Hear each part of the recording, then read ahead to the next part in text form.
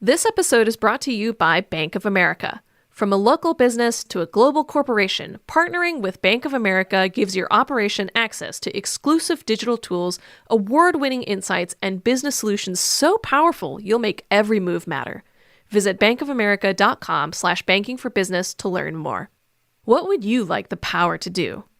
Bank of America, N.A., copyright 2023.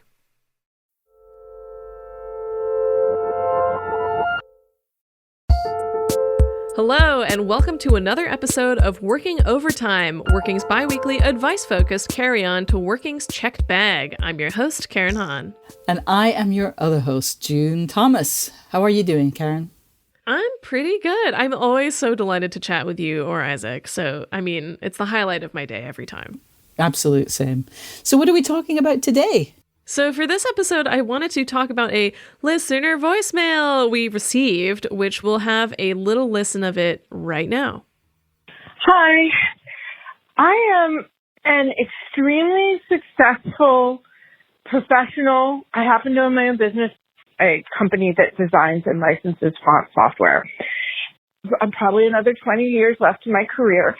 And I worry that if I ever had to job hunt, prospective employers wouldn't understand what my resume is and how capable I am in just sort of general creative management.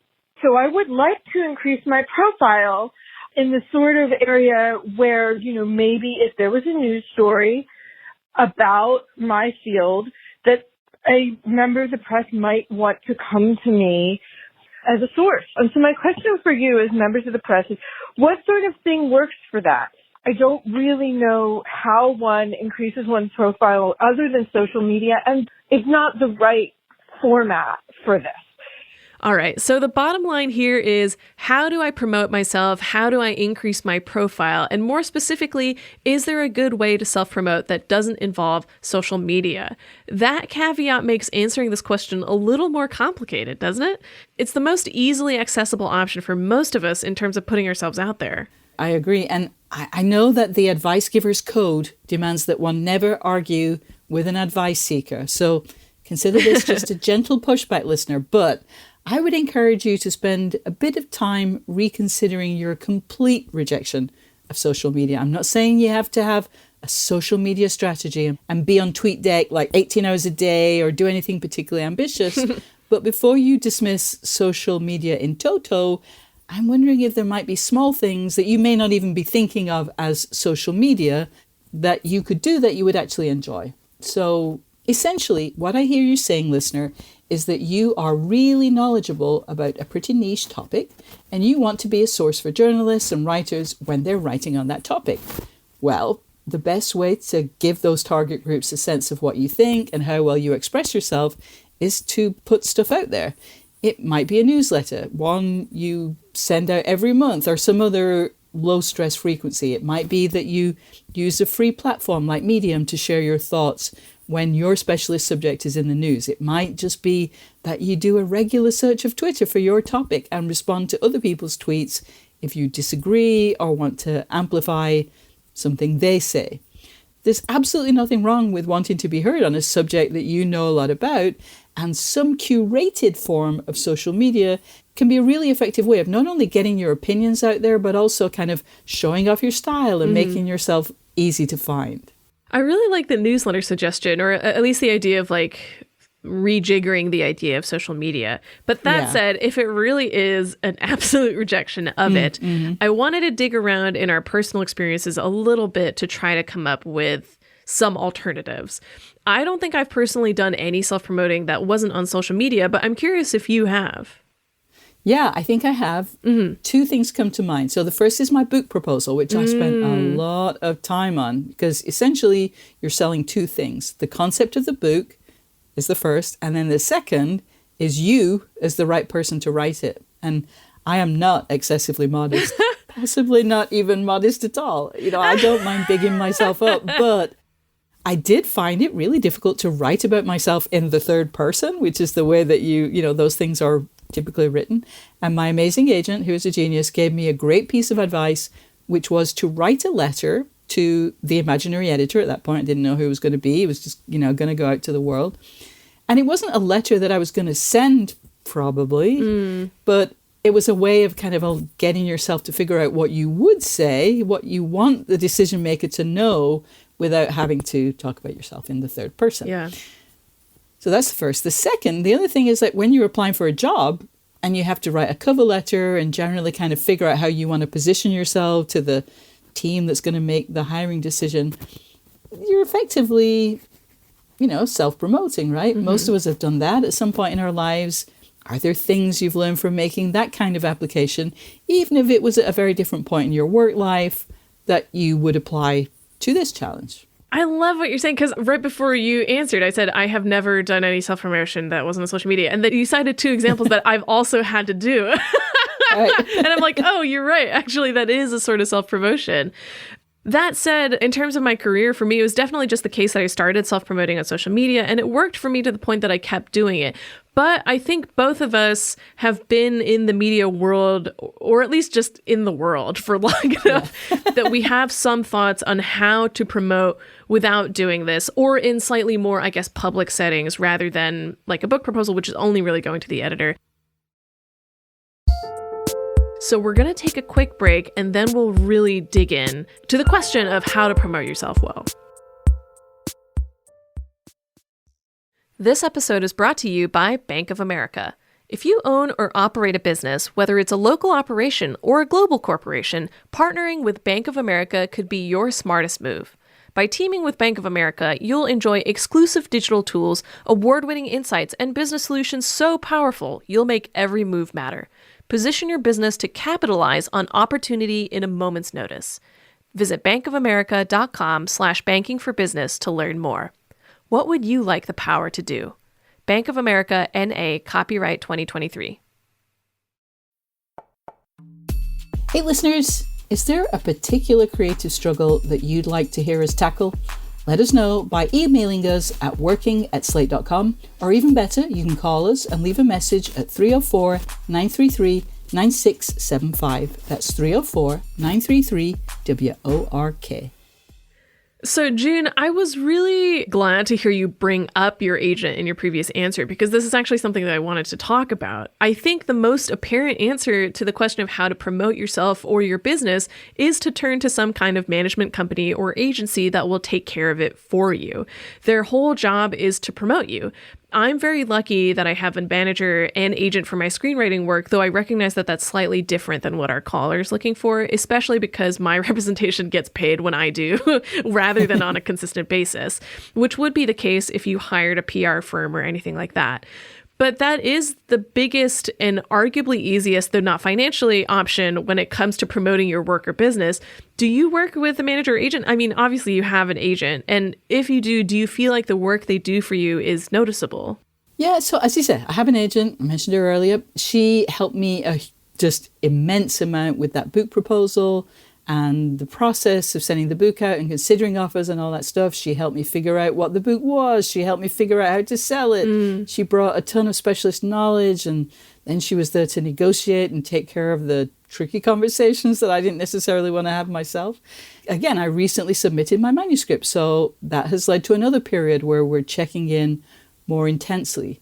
So there are definitely promotional aspects to an agent relationship. She is looking out for my interests. But I'd say it's more like the relationship we had with our immigration attorney when we were planning to move to the UK. This professional will help you avoid problems because they have specialist knowledge and expertise. They know what you shouldn't do as well as what you should do. And they have a little bit of distance, which is useful. When you're in the middle of something stressful, it's very hard to be calm and objective. It's much easier to just freak out. We've both been there. Yeah, exactly. Okay, let me just call in a professional right now. I am much less familiar with the manager role, though. Can you talk about how a manager is different and what they're able to do for you?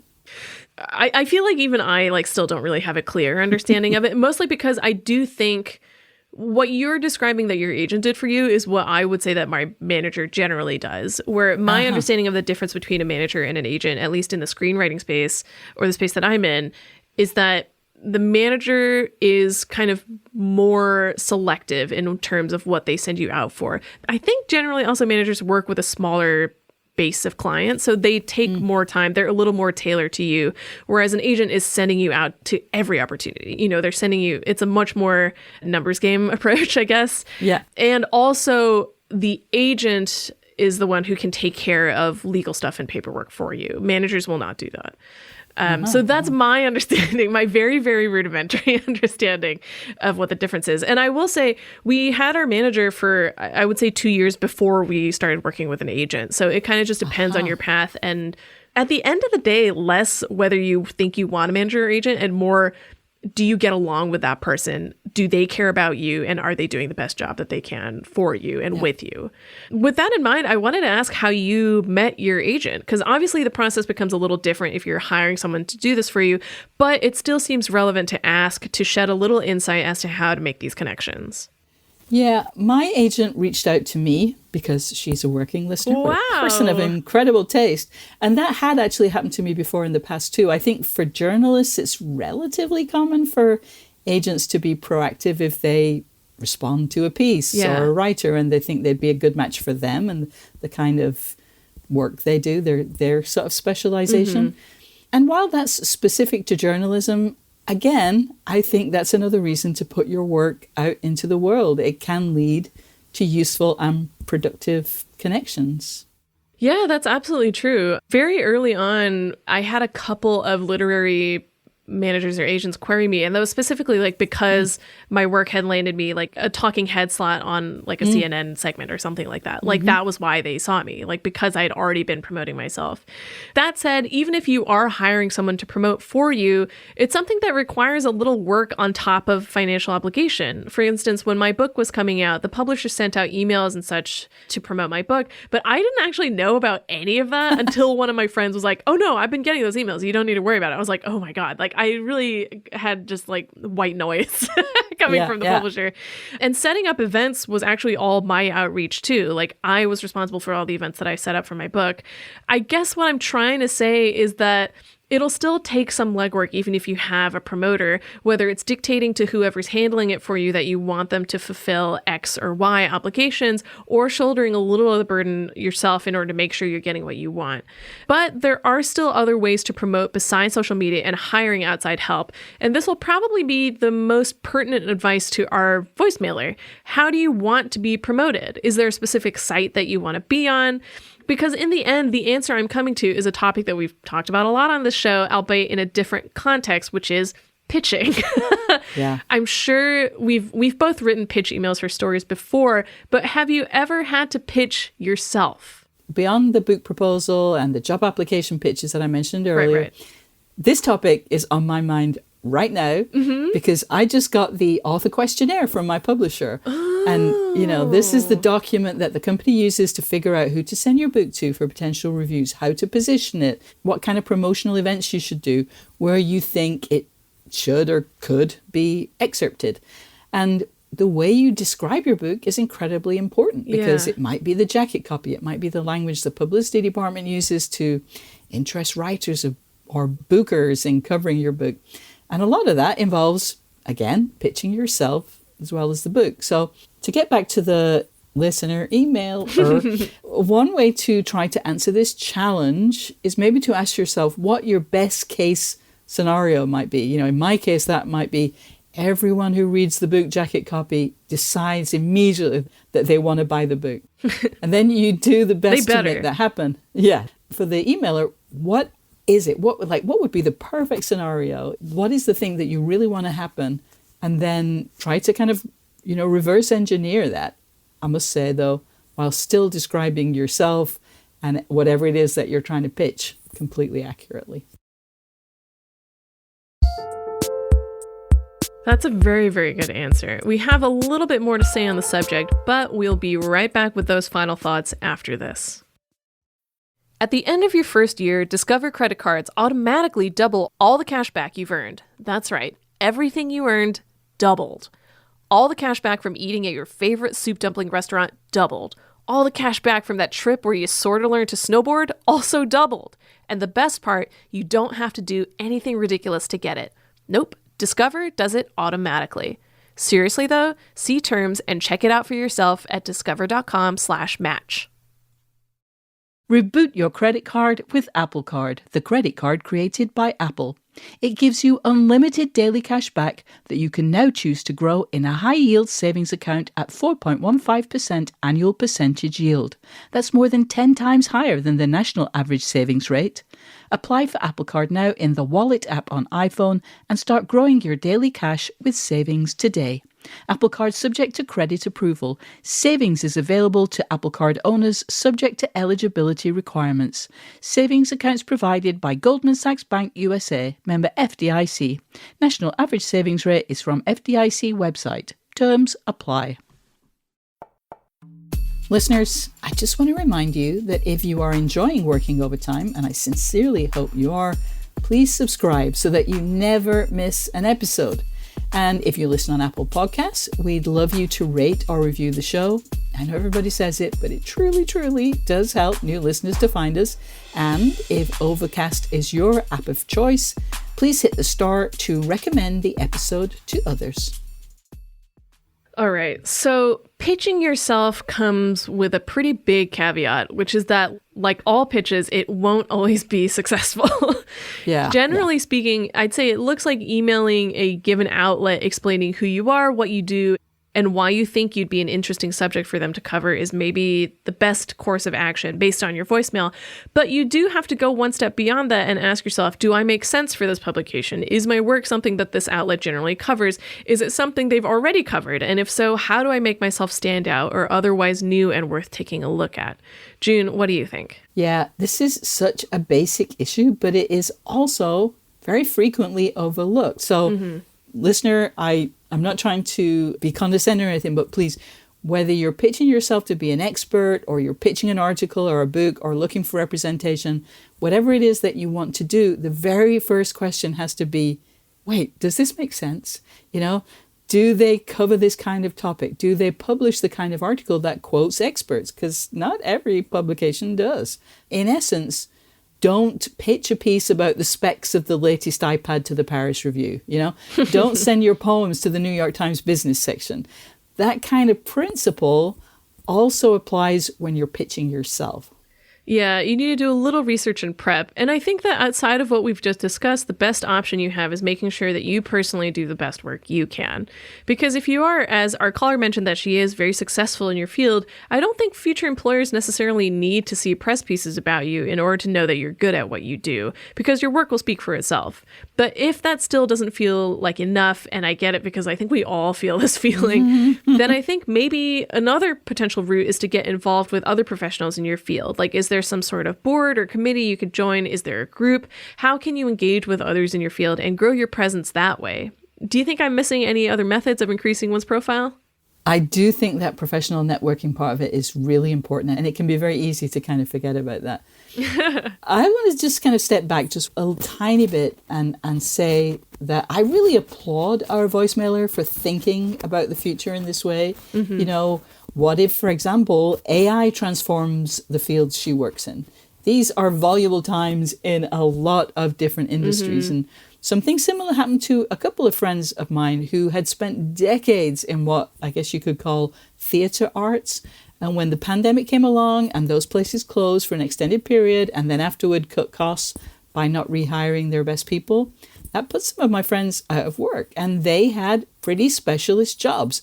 And there weren't other places that did that thing. If there were, they would have been snapped up because they were known and respected in their field. But there weren't. So how did they get work? Well, they broke down the type of tasks they did instead of focusing on the field. So they might have, say, managed a costume shop, but that work involved managing budgets, hiring and managing people, training people, project management.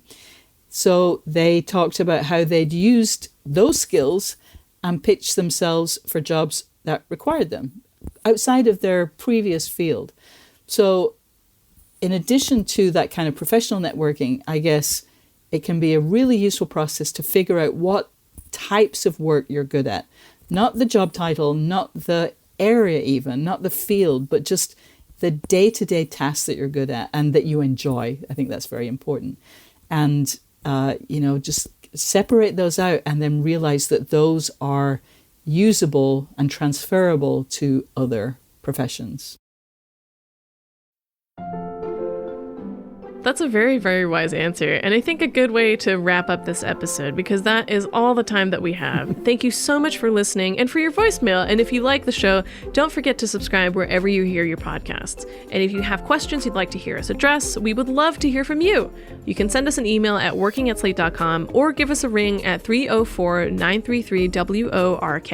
And if you would like to support what we do, sign up for Slate Plus at slate.com/workingplus. You'll get bonus content, including exclusive episodes of Slow Burn and Big Mood, Little Mood, and you'll be supporting what we do right here on Working. Big thanks to our producer, Kevin Bendis, and to our series producer, Cameron Drews. We'll be back on Sunday with a brand new episode of Working, and in 2 weeks, we'll have another Working Overtime. Until then, get back to work.